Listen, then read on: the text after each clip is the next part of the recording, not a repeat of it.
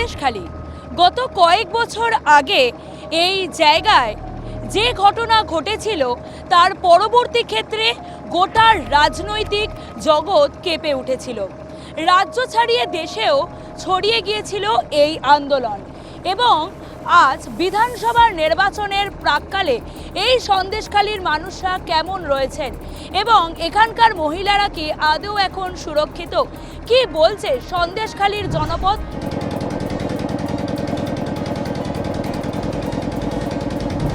সন্দেশখালী বিধানসভায় মহিলারা কেউ সুরক্ষিত নেই। পরিবর্তন চাই আমরা সন্দেশখালী পরিবর্তন চাই যে পরিবর্তন হলেও কিছু হবে না, বরঞ্চ আমরা যে এক বিন্দু দুটি কুসুম হিন্দু মুসলমান এখানে ভালোই আছি।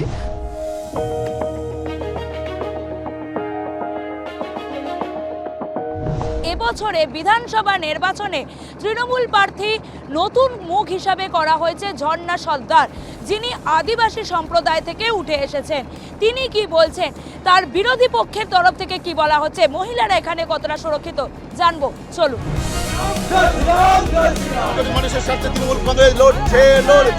আমার সাথ দিচ্ছেন এবং 2026-এর লড়াই সন্দেশখালী বিধানসভা তৃণমূল কংগ্রেসে জিতছে। অবশ্যই, শুধু সন্দেশখালী নয়, আমরা তো জিতেই যাচ্ছি। আর এটা তো জেতা বিধানসভা আমাদের, শুধু আমাদের মার্জিনটা বাড়াতে হবে। তৃণমূলকে বলছে, তৃণমূল বিজেপিকে বলছে। আমরা চাইছি সন্দেশখালীর যে পরিবেশটা ছিল 34 বছরে, মায়েদের যে সম্মান ছিল সেই সম্মানটা আমরা ফিরিয়ে আনব। 2021-এ ফুটেছিল ঘাসফুল, কিন্তু গত কয়েক বছরে বিদ্যাধরী আর কালিন্দির জল অনেক দূর গড়িয়েছে। গত 2 বছরে সন্দেশখালীর মাঝের পাড়া বা পাত্রপাড়ার ছবি বারবার কাঁপিয়ে দিয়েছে গোটা দেশের রাজনীতিকে। নদী বেষ্টিত এবং সম্পূর্ণ দ্বীপ কেন্দ্রিক এই এলাকা বারে বারে শিরোনামে এসেছে জমি দখল আর নারী নির্যাতনের অভিযোগে। সুন্দরবনের এই শান্ত দ্বীপগুলো উত্তাল হয়েছিল গ্রামবাসীদের স্বতঃস্ফূর্ত বিদ্রোহে। আর সেই ক্ষোভের আজ কি আজও নেভেনি? উত্তর খুঁজছে সব পক্ষই। তৃণমূল এবার আর বিদায়ী বিধায়ক সুকুমার মাহাতোর ওপর ভরসা রাখেনি। প্রার্থী বদল করে নিয়ে আসা হয়েছে এলাকারই একেবারে মাটি থেকে উঠে আসা একজন মহিলা গৃহবধূ, দাউদপুরের বাসিন্দা ও জেলা পরিষদের প্রাক্তন সদস্য ঝর্ণা সর্দারকে। তবে প্রচারের শুরুতেই বিস্ফোরক শাসক দলের এই প্রার্থী। তার দাবি, সন্দেশখালীর সেই আন্দোলন ছিল অর্থের বিনিময়ে সাজানো নাটক। দেখুন, কাজ করতে তো সময় লাগে, কাজ হচ্ছে। এর আগে তো সেইভাবে কাজ একটু অনেকটা আমাদের পিছিয়ে ছিল। কাজ গত বছর কাজ অনেকটাই হয়েছে। এখন যে সমস্যাটা আমি দেখতে পাচ্ছি, কিছু রাস্তার সমস্যা আছে আর পানীয় জলের সমস্যা। ইতিমধ্যে আপনারা জেনেওছেন যে 2024-এ সেটা বিজেপির একটা চক্রান্ত ছিল, যে সন্দেশখালীতে উত্তপ্ত করে, যে সন্দেশখালীতে হাতে মারা যাচ্ছে না, এদের ভাতে মারতে হবে। তাই তারা কিছু মায়েদের টাকা দিয়ে ভাড়া করে মিথ্যে প্ররোচনা দিয়ে আমাদের তৃণমূল কংগ্রেসের বিরুদ্ধে সে মায়েদেরকে আন্দোলনের পথে তারা নামিয়েছিলেন।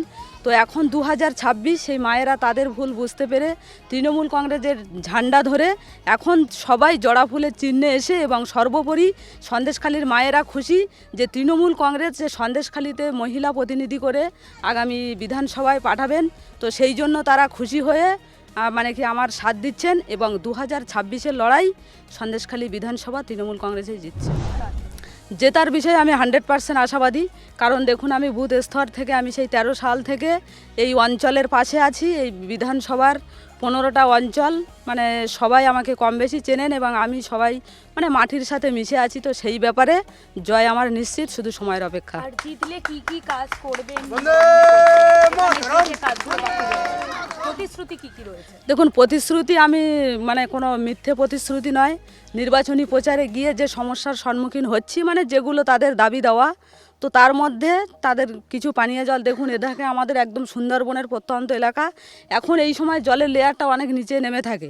তো আমাদের ইচ্ছা করলেও এখন আমরা এখানে একটা পানীয় জলের টিউবওয়েল বসাতে পারবো না।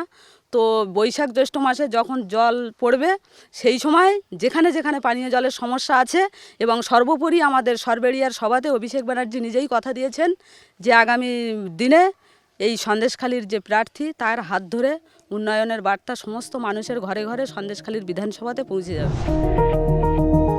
তৃণমূল প্রার্থী ঝর্ণা সর্দারের এই টাকা দিয়ে আন্দোলনের দাবি কিন্তু নতুন করে বিতর্কের বারুদ উস্কে দিয়েছে। ঝর্ণা সর্দারের এই মন্তব্যের তীব্র প্রতিবাদ জানিয়েছে গেরুয়া শিবির। তাদের দাবি, মা বোনেদের কান্না আর কান্না ভেজা লড়াইকে অপমান করেছে তৃণমূল। প্রার্থী বদল করলেও শাসক দলের ঔদ্ধত্য কমেনি বলেই সরব বিরোধী শিবির। এটা আমার দল না করার অনেক আগের থেকেই, ছোটোবেলা থেকেই আমার একটা স্বপ্ন ছিল যে দ্বীপ অঞ্চলগুলো আমি যদি কখনো বড় হয়ে যদি কোনো বড় একটা প্ল্যাটফর্ম পেয়ে যাই, তাহলে ছোট ছোট দ্বীপাঞ্চলগুলোকে সেতু বন্ধনের মধ্যে জুড়ে দেব। শুধু সেতু দিয়েই দ্বীপগুলোকে জুড়ব না, একজন মানুষের সঙ্গে আরেকজন মানুষেরও যে ভ্রাতৃত্ববোধ, যে সম্পর্ক, সেই সম্পর্ক জোড়ার দায়িত্ব এই শরৎ সর্দার নেবে সন্দেশখালীর থেকে। মানুষের সমস্যাগুলোর কি সমাধান হবে? অবশ্যই হবে। আমি যখন স্কুল ছেড়ে এখানে নেমেছি, তাদের সমস্যার সমাধানের জন্যই নেমেছি।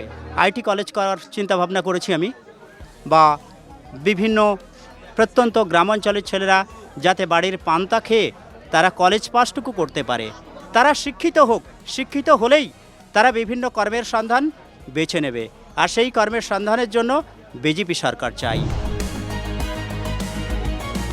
তৃণমূল ও বিজেপির এই দ্বিমুখী লড়াইয়ের মাঝে নিজেদের জমি ফিরে পেতে মরিয়া বাম শিবিরও। সিপিএম এর পক্ষ থেকে দুই দলকেই তীব্র ভাষায় আক্রমণ করা হয়েছে। বাম নেতৃত্বের দাবি, শাসক দল যেমন মা বোনদের লড়াইকে টাকার খেলা বলে অপমান করছে, তেমনি সেই যন্ত্রণাকে কেবল ভোটের মেরুকরণে ব্যবহার করছে বিজেপি।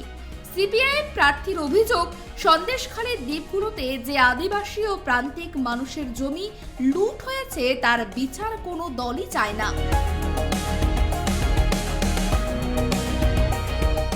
যে বিজেপি এটা করেছে, ওনারা দুজনেই গটাপ, এটা দেখানো হচ্ছে। আমরা এর বিরুদ্ধে, ওটা জনসমক্ষে দুটোর দিকটা দেখানো হচ্ছে যে এটা ওনারা করছে, আর ওনারা আবার বলছে ওনারা করছে। দুটো দলই, বিজেপি তৃণমূলকে বলছে, তৃণমূল বিজেপিকে বলছে। আমরা চাইছি সন্দেশখালীর যে পরিবেশটা ছিল 34 বছরে, মায়েদের যে সম্মান ছিল, সেই সম্মানটা আমরা ফিরিয়ে আনবো। কেন মায়েরা আজকের এই দ্বীপ অঞ্চল, আজকের কেন তারা অত্যাচারিত হবে? এটা তো আমাদের তেভাগা আন্দোলনের মাটি। এই মাটিতে কৃষকরাও উঠে এসেছে। কৃষকরা চাষবাস করে, এখানে কৃষিজীবী প্রধান, মৎস্যজীবী প্রধান, এখানে তারা জীবিকা নির্বাহ করে এর মাধ্যমে। সেখানে দাঁড়িয়ে সেই জায়গাগুলো কোথায় হারিয়ে গেছে সেই জিনিসগুলো।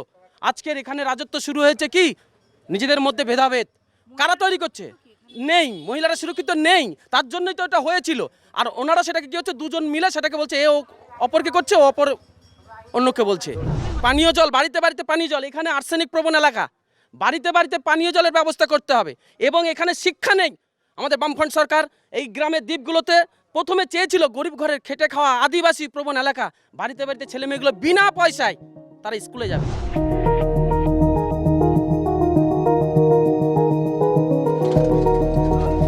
চতুর্দিকে জল আর জল, আর তার মাঝখানে হচ্ছে সন্দেশখালী বিধানসভা। আর এই বিধানসভার একটা প্রধান সমস্যা হচ্ছে পানীয় জল থেকে শুরু করে জল নিকাশি ব্যবস্থায়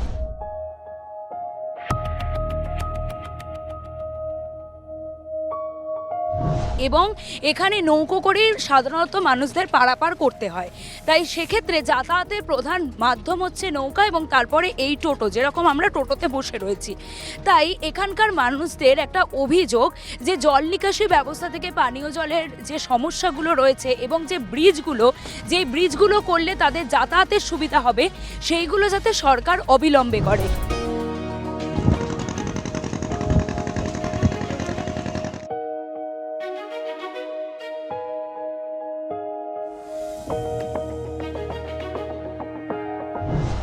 সন্দেশখালী এর পূর্বে এই যে 15 বছর বর্তমানে টিএমসি সরকার থাকাকালীন সন্দেশখালীতে কোনো রকমের উন্নয়ন হয়নি। পানীয় জলের কোনো ব্যবস্থা নেই, নারীদের কোনো সুরক্ষা নেই। এর পূর্বে শাহজাহানের নেতৃত্বে সন্দেশখালী মা বোনেরা বিভিন্নভাবে অত্যাচারিত হয়েছে। ফসলের যে সমস্ত ধান জমি চাষ করতো সেগুলোকে কেটে নোনা জল কাটিয়ে ভেড়ি তৈরি করেছে, এবং মা বোনেদের উপর রাত 1টা-2টোর মধ্যে ডেকে মিটিং হতো, সেখানে রুটি তৈরি করার জন্য তাদেরকে নিয়ে যাওয়া হতো, এবং না পাঠালে পুরুষদের উপর ভীষণভাবে অত্যাচার করা হতো।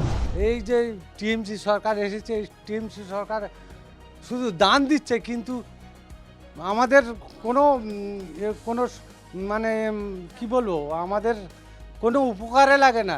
এই যে বেকার ভাতা বলুন আর ওই যা বলুন, পয়সা ও এখন যা দ্রব্যমূল্যের দাম বেশি, তাতে কারোর সমাধান হয় না। সরকার আমাদের ভালো উন্নয়ন করেছে, মমতা ব্যানার্জি ভালোই উন্নয়ন করেছে। আমাদের ওদিকে জল, এটিএমে জলের সমস্যা ছিল, জলটা পেয়েছি আমরা। আর অনেক কিছু সুযোগ সুবিধা আমরা যেটা পেয়েছি আমাদের দুর্গামণ্ডপ এলাকায়, দুর্গামণ্ডপ জিপি আমাদের ভালো রাস্তাঘাটও হয়েছে। বলছে আমার 2 মাথার ব্রিজ সংশোধন চাই, আর কিছু চাই না। তোদের কাছে আর কিছু চাই না, তোদের ভাতা দিতে হবে না, তোদের কর্ম দিতে হবে, তোদের খেতে দিতে হবে। উন্নয়ন নামে উন্নয়ন হয়েছে, কাজে কিন্তু কোনো কিছু নেই, সব কেডার বাহিনী। তাই যেসব ঘরটর সাধারণ মানুষের এসেছে সেসব টাকা ওই কমরেড নেতা এদের পকেটে ভরে দিচ্ছে। কিছু টাকা দিয়েছে, কিছু টাকা দেয়নি, এইরকম করে অক্রসাৎ করে নিয়েছে তারা।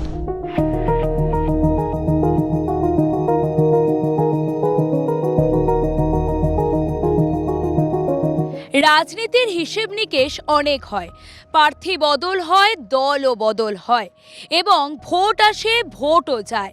তবে গ্রামের দেওয়ালগুলোতে পোস্টারে পোস্টারে ভরে যায় এই ভোটের সময়। প্রার্থীরা যায় মানুষের দুয়ারে দুয়ারে।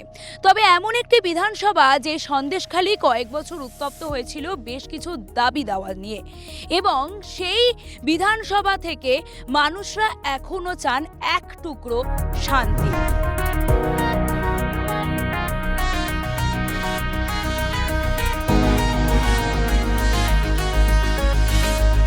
সন্দেশখালীর নারীরা মানে আপনারা কি চান? আমরা চাই না সন্দেশখালি সুস্থ থাক, শান্ত থাক। এমনিতে আমরা অনেক অত্যাচার হইয়া আছি। আমাদের বাড়িতে উঠে রাত 1:30 সময় উঠে আমার স্বামী ছেলে আমাদেরকে খুব অত্যাচার মারধর করেছে। হ্যাঁ, কিন্তু আপনাদের মারধর করেছে? হ্যাঁ করেছে। আমার স্বামীকে 1 বার না 2 বার মেরেছে। আমার স্বামীকে, আমার ছেলেকে বাড়িতে উঠে। উন্নয়নের নামে তো সব উন্নয়ন আর কি আর করেছি, উন্নয়নের নামে সব নেতারা পকেটে টাকা ঢুকিয়েছে। উন্নয়ন কিছুই হয়নি, সেরকম কিছুই করেনি উন্নয়ন। শুধু উন্নয়নের নামে শুনছি যে এটা উন্নয়ন করেছে, ওটা উন্নয়ন করেছে, কিন্তু কিছুই করেনি। আর পরিবর্তন কি দরকার? হ্যাঁ, অবশ্যই পরিবর্তন দরকার। আমরা পরিবর্তন চাই। আমরা চাই সন্দেশখালিতে শান্তি আসুক, কলকারখানা হোক, মানুষের রুটি রোজগার ব্যবস্থা হোক। সন্দেশখালী শান্তি চায়। এই যে টিএমসির যে হারমাত বাহিনীদের যা অত্যাচার, মানুষ আজ দীর্ঘ 15 বছর ধরে মানে লাঞ্ছিত বঞ্চিত হয়ে মানে জর্জরিত হয়ে গিয়েছিল। মানুষ কিন্তু এই পরিবর্তন চায়নি। 11 সালে কিন্তু এই পরিবর্তন চায়নি। 34 সালের যে মানে যে বাম জামানাটা, সেটা মানুষ আমাদের বাবা কাকার যেটা দেখেছে, তার থেকে মানে খুব খতরনাক। মানে এই যে 15 এখন সন্দেশখালী এখনও মানে সাজান শিবু জেলে থাকাকালীন তবুও এখনও তাদের মানে যে তাদের পরবর্তী যারা নেতারা আছে তারা তার থেকে আর তীক্ষ্ণ মানে মানুষের উপর অত্যাচার চালিয়ে যাচ্ছে। সুন্দরবনের এই দ্বীপে কি তৃণমূলের আধিপত্য বজায় থাকবে, নাকি টাকা দিয়ে আন্দোলনের এই বিতর্কিত দাবি বুমেরাং হয়ে ফিরবে শাসক দলের কাছে? এক নজরে দেখে নিন সন্দেশখালী কেন্দ্রে 21 বিধানসভা নির্বাচনের ফলাফল। ভোট আসে, ভোট যায়, কিন্তু গ্রামের দিন আনা দিন খাওয়া মানুষগুলোর দেওয়ালে শুধুই পোস্টার যুদ্ধই লেগে থাকে। সব মিলিয়ে এই দিন আনা দিন খাওয়া মানুষগুলো চাইছে এক টুকরো শান্তি। সন্দেশখালী গত কয়েক বছর আগে যে ঘটনা ঘটেছিল তারপর এখন স্বাভাবিক থাকলেও তারা এখনও দাবি করছে শান্তিতেই তারা বাঁচতে চায়। পরবর্তী ক্ষেত্রে কি হয় সন্দেশখালী বিধানসভা থেকে তা সময় উত্তর দেবে, এবং উত্তর দেবে 4 মে। ক্যামেরায় স্বপন রায়ের সঙ্গে সুকৃতি ভট্টাচার্যের রিপোর্ট, KTV বাংলা, সন্দেশখালী।